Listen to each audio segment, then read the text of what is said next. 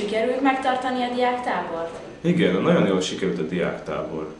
Sokan voltunk ott, jó sokan, és ráadásul egy nagyon olyan családias légkör alakult ki köztünk.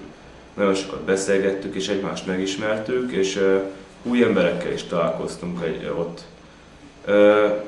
Szponzorunk biztosított nekünk sátrat, élelmiszert, úgyhogy tulajdonképpen minden ellátásunk megvolt. Mi a helyzet a többi szervezettel, akikről az első számban írtatok? Ők részt vettek?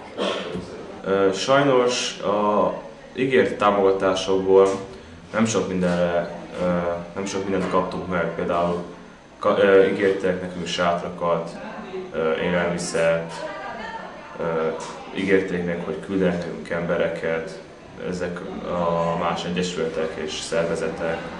Hát ebből sajnos nem valósult meg semmi. Hál' Istennek végül is sátrunk és élelmiszerünk volt, úgyhogy minden résztvevőt teljesen el tudtunk látni. Lesz még a jövőben?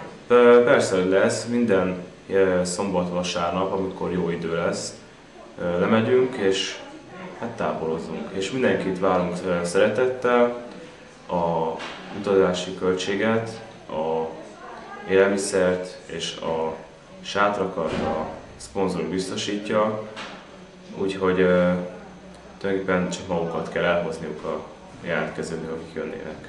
Bárki jelentkezhet? Hogyne, persze, bárki, aki gondolja, jöhet.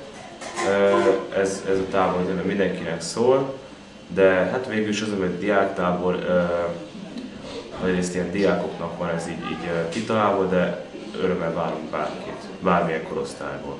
Hogy lehet jelentkezni a táborba? Az megteheti ezt a TikTok alapítványnak a weboldalán, ahogy a tiktokalapítvány.hu-n feltüntetett e-mail címeknél, és ugyanígy a Facebook csoportunkon is lehet jelentkezni, meg még ahogy a diáklapnak a információs e-mailén is lehet.